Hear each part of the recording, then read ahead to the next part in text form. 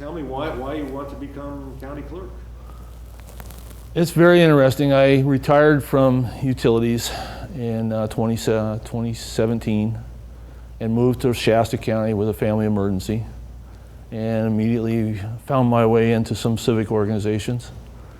I had time on my hands, which I did not before. I was actually building power plants and managing power plants, staffing them, etc., across the nation, and had the opportunity to come to Shasta County because of a family emergency, and I was up here for my daughter and granddaughters.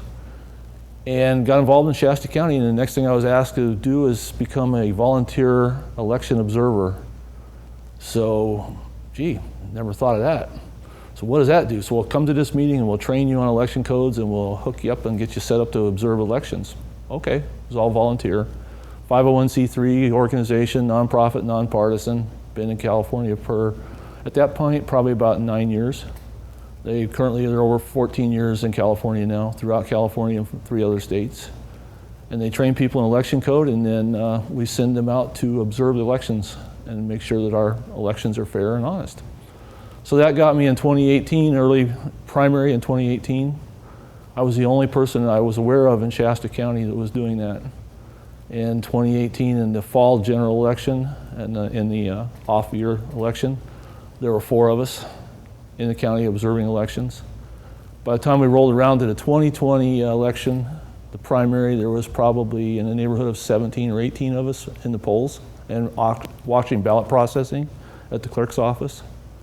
And in the general election, there were over 45 people in the polls and watching ballot processing in Shasta County. All with the idea of you get what you observe. So if you're observing the elections are fine. And you can tell the citizens that there's nothing to worry about here. Or there is a problem and you document any issues. And they go back to the nonpartisan organization I was with at the time. In the last year's recall of Newsom in 2021, and then last year the District 2 recall, there was a matter of, in the District 2, there was about 70 recall or observers in the field. They were out at the polls, and they were also downtown watching ballot processing. And so that's what's got me in here. And when I was going around, the reason I got really involved with this was I would go to civic organizations. I was getting involved in the government. I took a class on applied learning. It was called FACL at the time, and we took a one-day class on how to get your government to listen to you. And that put me in different organizations, and so we started talking, and after a while they started asking me, would you run for clerk? Well, I did 44 years in the utility industry. Started as a laborer and ended up in the plant management. And I was doing just fine with retirement, but I kept bumping into this in different organizations. Would you run? Would you help us? And I thought, man, I'm not really interested in going back to work, but I'm here today to run for the county clerk's job. I'm not going to be a career politician. I'm going to be here for 4 years, and during that time, I hope I can make some change for the good of Shasta County, and I also want to make someone, train them and make them available for leadership. I got to find the person that's a leadership, hopefully in the clerk's office. It's already on staff, hopefully. And get someone to take the reins, to run for the office that themselves. But I believe in election integrity. I believe it's one of those God-given sacred rights that we have to choose our leaders. And I want to make sure it's done free and fair. So that's where I'm at. Did you observe things in the field or in the office there that prompted you to run? You talked about making changes. What kind of changes? History is unwound across the nation. Obviously, the 2020 election was a big issue, and then it wasn't a big issue in Shasta County. I'm not saying that. I'm saying it was a big issue across the nation. There were irregularities, I call it, in Shasta County, where election law was not being followed, and it's election law by the state, and some of them have a federal component as well. What really got me going on here was when I was in it was District 2 recall. I was sent an email, a mail document to me with a contract or an agreement to sign from Cathy, my opponent, and I refused to sign it. There was about 9 terms in there, and I looked through it, and there were 3 of them that I had a problem with it because they circumvented California election law. And so I picked up the phone, I called her, and I talked to her about it. And I told her I respectfully refuse to sign this document, and I will recommend that all of my observers also do not sign it because of the concern about the law. And she says, well, it went to all observers. I says, well, that's not my problem. I says, what was the basis? I says, can I come in and talk to you in person? So I set an appointment for the following week. I went down to the registrar's office or the clerk's office, and you check in with the front desk and you sign the visitor log, which is normal. And I've been doing that for 5 elections. But this time they shoved the same document back in front of me, the clerk did. And I says, I'm sorry, respectfully, I cannot sign that document. I'm going to meet with your boss right now in her office to talk about this. He says, nope, you gotta sign this before you can go upstairs. I says, I respectfully decline because I'm going to meet with Cathy right now and talk to him. You gotta sign it, everybody's gotta sign it. Excuse me, but I'm gonna go up and talk to your boss and I'll talk to her about it. So I went up there without signing the document. Again, I sat down together. We have a professional relationship, and she's been open and honest as far as letting access to people observe for the most part. But with this document, it became more of a challenge for observers because she had 3 items in there, and those items were, one of them is the election law says that any citizen in California may be an election observer. Any citizen of California. No organization to belong to. You can go down there, Mike, and observe any election in any position you want. Anyone can. Also, it says I can ask questions and expect answers. So always when you're in the election office downtown, you always have a sponsor or a supervisor that's with you. So if you have a question, you can get an answer. Well, this document said if you have questions and you need an answer, you're supposed to email it. And that's not what the election law says. If you go to the polls, any poll has what they call a Voter Rights Act published. And the Voter Rights Act says that very same thing there, that any citizen may observe, and it also says that you can ask questions and get answers. Not email an answer and wait for 2 or 3 weeks or 2 or 3 days to get an answer, but immediately. And it also says you can go to the Register of Voters or the county clerk to get answers if you don't get it from the supervisor. So that's where I'm saying that particular item on this agreement was in circumventing the election code law. And then it also said I had to always maintain social distancing. Well, the election law says I can get close enough to be able to read the ballot signature on the back of the envelope, not the ballot, the envelope signature the ballot came in, and verify, because that's scanned, and it's also, at that point, it's digitalized. And you can see it on the screen, a TV screen, a computer screen, and there's 4 of them on a line. Horizontally is your voter registration, and the bottom is the individual signatures matching the voter registration that came in with the ballots from the vote by mail ballot. And their signatures are about yay long, you know, they're not very big. So you need to be close enough, and some people couldn't see that from 6 feet away, even with glasses, and other people may. But either way, it's saying social distancing must be maintained at all times. Well, we're outside of the COVID right now, and it may come back, or something else may come back in the future. But that was not according to election law either, so I called on that. I told her about that. And it was just one thing after another like that, and the discussion went on, and I asked her, what was the basis of the law when you put this document together? And she kind of said, you know, I haven't really looked at that, but I'll get back to you, and I haven't gotten back to it to this point. I'm sure she's busy, and I understand that. But those are the kind of things that really spun me up, and it seemed like everywhere I went, people were saying, would you run, would you run, would you run? So I eventually said yes, after the District 2 recall was done, and the election was pretty much in the file. I said, okay, fine. And so that's what caused me to run for the clerk's office at this point. You had some training, and you've been an observer. 5 years, I've been a coordinator in Shasta County where I was actually recruiting observers, training the observers, and scheduling observers. And I got so many people, I had an assistant now as well. But since I decided to run for a candidate, obviously I had to step away from that role.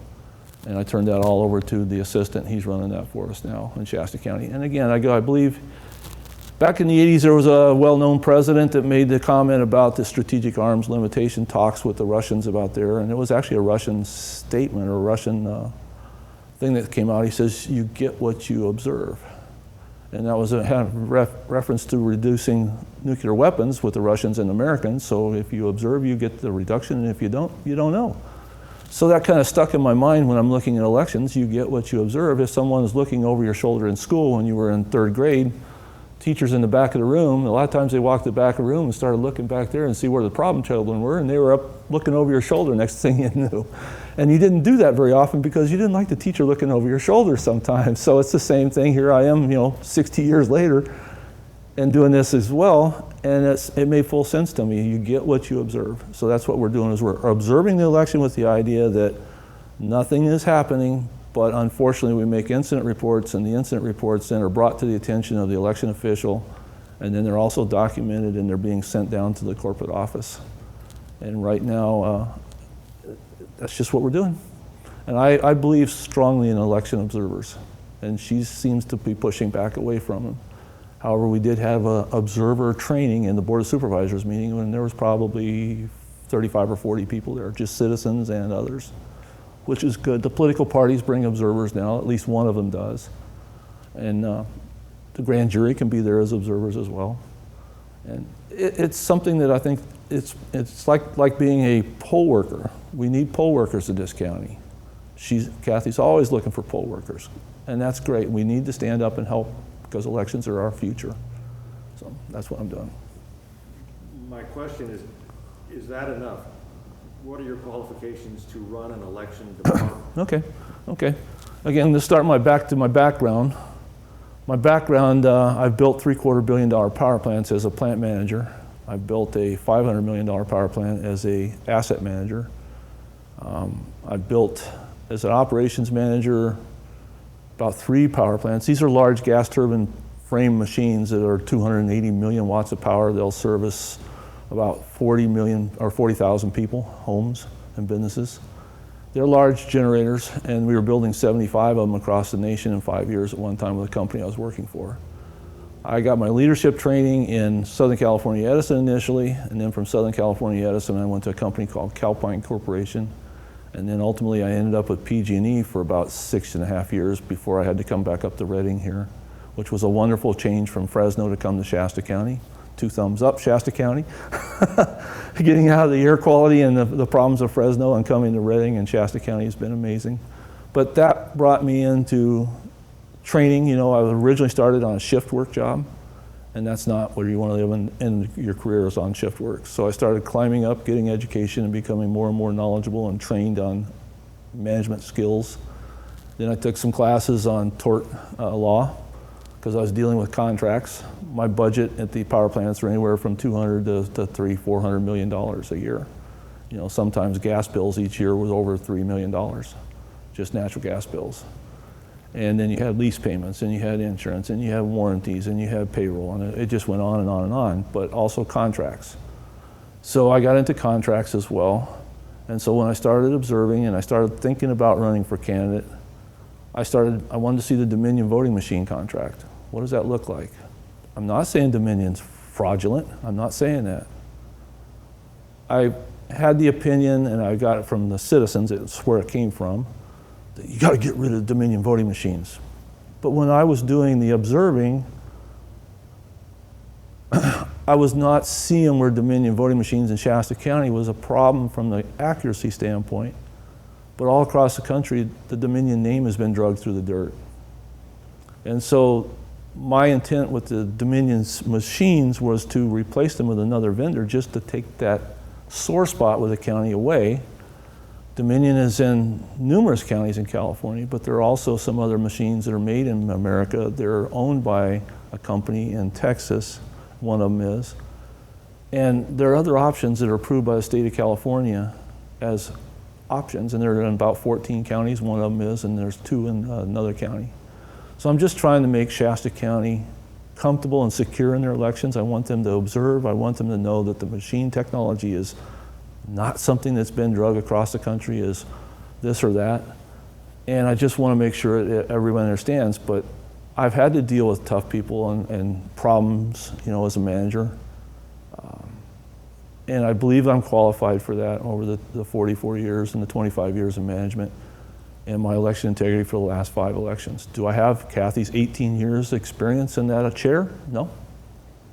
But that doesn't mean I don't have the skill set to take over that position with her staff And my intent would be to interview everyone so I get to know their strengths and their ideas, their opinions. What are we doing right? What can we do better? And how do we get from here to there? I don't like to point fingers. I always tell everybody when I point fingers at somebody, there's 3 fingers pointing back at me. And what that is what didn't I say? What didn't you understand because I didn't communicate clearly? And what is the issues that we're talking about? Did we understand each other? So I like to work as a team effort. I don't do the point fingers and blame everybody else. So that's why I believe I'm qualified for the job. Is there anything else you'd like to say? It's been an interesting event. I never expected to run for any political party or any office. Fortunately, this is not a party position. It's nonpartisan, which is a wonderful idea. I spent 2 years going to Board of Supervisors meetings, observing Board of Supervisors, how they functioned and what was happening. In my budget, in my world, if I ever had some contract that came before me that was $3 or $4 million at minimum, and I just picked up the paper and signed it without knowing what the content was, I'd probably be terminated. But I watch at the Board of Supervisors meetings, and it's regular. They throw that up there with no discussion, and they do a voice count, and next thing you know, it's approved, and away it goes. And so that's just not who I am. The budget, fortunately, in the clerk's office is not anywhere near $2 million, which is a good thing, or a bad thing, depending on what the needs are. But I was flabbergasted what I was seeing in the board meetings. And so that was, again, when the elections came around, it became very important to know what we're getting in elections in Shasta County. So that's what I'm up to.